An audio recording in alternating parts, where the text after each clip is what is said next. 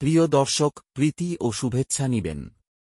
প্রিয় দর্শক, আমাদের ক্ষেত্রে সাধনার প্রথম ধাপ হল একটি নির্দিষ্ট ভাবনায় মনকে স্থির করা, একটি মহাবাক্যকে হৃদয়ে ধারণ করা।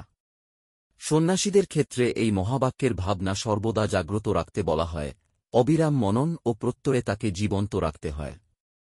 বর্তমানে আমাদের যে প্রত্যয়টি গভীরে প্রথিত, তা হল আমি মানুষ। আশ্চর্যের বিষয়, এই ধারণাটি আমাদের মধ্যে এত গভীরে বসে আছে যে এটি মনে করিয়ে দেওয়ার জন্য কোনো জপের প্রয়োজন হয় না। আমি আলাদা করে বলি না, আমি মানুষ, কারণ তা স্বতঃসিদ্ধ হয়ে আছে। তেমনি সাধনার প্রথম দিকে আমি ব্রহ্ম এই চিত্তবৃত্তি জাগ্রত করতে হয়। গুরু যখন মহাবাক্য বা মহামন্ত্র দেন, তখন প্রথমে তার অর্থ উপলব্ধি করতে হবে, তারপরে গভীর মননে সেটিকে জীবন্ত করে তুলতে হবে। এখানে একটি বড় বাধা হল বিপরীত ধারণার গভীর আসন। আমাদের চেতনার ভিতরে গেঁথে আছে উল্টো প্রত্যয়, আমি এই শরীর, আমি এই মন, আমি পঞ্চকোষ, আমি তিন শরীর। আমরা মনে করি আমি স্থূল শরীর, আমি সূক্ষ্ম শরীর, আমি কারণ শরীর। এই ভুল পরিচয় মূল বন্ধন। সুতরাং সাধনার কাজ হল এই গভীরে প্রথিত ভ্রান্ত ধারণাকে উপড়ে ফেলা এবং তার স্থলে শুদ্ধ আত্মস্বরূপের প্রত্যয়কে দৃঢ়ভাবে প্রতিষ্ঠিত করা। আমরা ইতিমধ্যেই এক প্রকার অচেতন প্রভাব, অর্থাৎ হাপনাটাইজ এর অধীনে আছি। তাই প্রয়োজন ডিহাপনারাইজ হওয়া। এই কারণেই একই সত্য বারবার শুনতে হয়। অনেকেই প্রশ্ন করতে পারেন, একই কথা বারবার শোনার প্রয়োজন কি? কিন্তু সাধনার নিয়মই হল সেই সত্যকে বারবার শ্রবণ করা। শুরুতে ভালো না লাগলেও শুনতে হবে, কারণ মন শুরুতে প্রতিরোধ করে।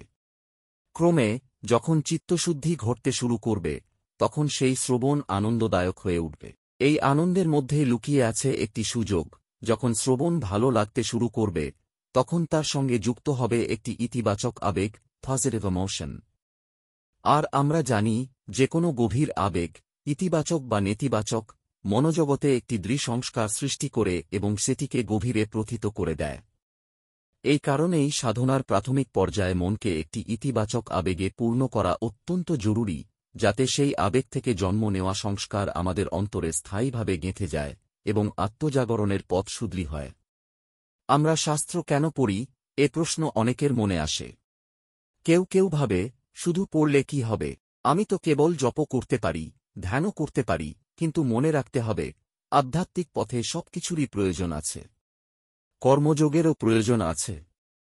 অনেকে বলে, আমরা জ্ঞানমার্গী, তাই কর্ম করব না, কিন্তু শ্রীকৃষ্ণ গীতায় বলেছেন, অরুরুক্ষর্মণের যোগং কর্ম কারণ মুচ্যতে, যোগারুষ্য তস্যৈব সমক কারণ মুচ্যতে।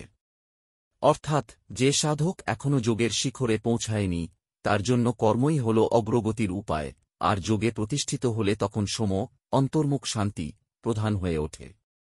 প্রথম ধাপে যদি সাধক কর্ম না করে, তবে তার অগ্রগতি হবে না। কেবল মনে মনে আমি ব্রহ্ম চিন্তা করছি বা আমি বেদান্ত ভাবছি বললেই উন্নতি হবে না, কারণ তার চিত্ত তখনও শুদ্ধ হয়নি। চিত্তশুদ্ধি ছাড়া চিত্তকে একাগ্র করা অত্যন্ত কঠিন। জোর করে একাগ্র করার চেষ্টা স্প্রিং চেপে ধরার মতো।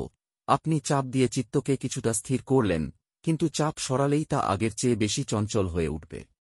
তাই আধ্যাত্মিক সাধনার মৌলিক পথ হল প্রথমে চিত্তশুদ্ধি, তারপর চিত্তের একাগ্রতা এবং শেষে জ্ঞান।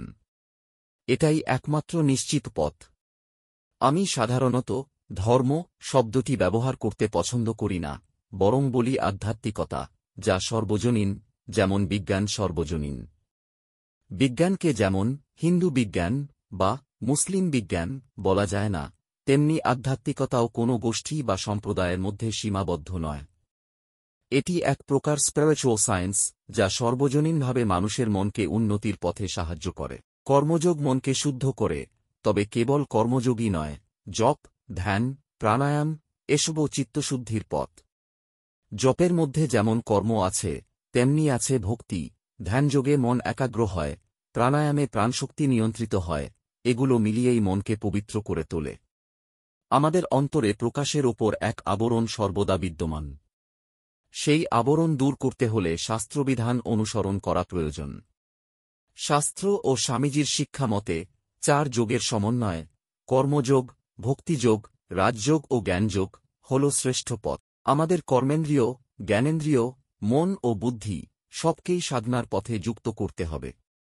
যেমন কঠোপনিষদে বলা হয়েছে, আত্মানং রথিনং বিদ্ধি, শরীরং রথমেত্তু, শরীর হল রথ, আত্মা তার আরোহী। এই রথের সব অঙ্গ প্রত্যঙ্গ ঠিকভাবে পরিচালনা করলেই সাধনায় অগ্রগতি সম্ভব। এ পৃথিবী হল কর্মভূমি, এখান থেকেই মুক্তি লাভ সম্ভব। ব্রহ্মলোক মুক্তির স্থান, কিন্তু সেখানে পৌঁছানো দুর্লভ, তার জন্য এখানেই সাধনা করতে হবে। মাঝখানে যে স্বর্গলোক ইত্যাদি আছে, সেগুলো কেবল ভোগভূমি, সেখানে সাধন কঠিন। তাই সুযোগ কেবল বর্তমানেই, এখানে এখন। হাতে যে জীবন আছে, এই সাধনার ক্ষেত্র। মুক্তির পথ এই মুহূর্ত থেকেই শুরু হয়। অতীতে ফিরে গিয়ে সাধনা করা সম্ভব নয়, ভবিষ্যতেও গিয়ে সাধনা করা সম্ভব নয়। কিন্তু অতীত থেকে অভিজ্ঞতা ও শিক্ষা গ্রহণ করে, ভবিষ্যতের জন্য পরিকল্পনা করে, বর্তমানেই সাধনা করা যায়। কি সাধনা করতে হবে, সেই দিকনির্দেশ শাস্ত্র দেয়। কিন্তু শাস্ত্র বিশাল অরণ্যের মতো, সেখানে কি করব আর কি করব না, তা আমরা নিজেরা সহজে বুঝতে পারি না। যেমন আপনি যদি চিকিৎসাশাস্ত্র পড়েন, তবুও নিজের চিকিৎসা নিজে করতে পারবেন না। চিকিৎসাশাস্ত্র বিস্তৃত ও জটিল, তা পুরোপুরি আয়ত্ত করতে বহু বছর লেগে যায়। আর আয়ত্ত করলেও নিজের রোগ নির্ণয় ও উপযুক্ত চিকিৎসা ঠিক করা সহজ নয়। আমাদের জীবনকাল সীমিত, ধরা যাক গড়ে ৭২ থেকে ৮০ বছর। এই স্বল্প সময়ে সঠিক পথে সাধনা করতে হলে একজন গুরুর শরণাপন্ন হওয়া অপরিহার্য। সেই গুরু হবেন ব্রহ্মনিষ্ঠ ও ব্রহ্মজ্ঞানী, যিনি আপনার আধ্যাত্মিক অবস্থান ও প্রয়োজন অনুযায়ী শাস্ত্র থেকে সঠিক পথ নির্দেশ করতে পারবেন। যেমন একজন চিকিৎসক রোগীর সমস্ত ওষুধ দেন না, কেবল রোগ অনুযায়ী উপযুক্ত ওষুধ দেন, তেমনি গুরু শাস্ত্রের অসংখ্য পথের মধ্য থেকে আপনার জন্য উপযোগী পথ বেছে দেন। যদিও শাস্ত্রে বহু পথ আছে, তবুও মূলত পথ একটাই, যা আপনাকে মুক্তির দিকে নিয়ে যায়। ওম হরি ওম তৎসৎ।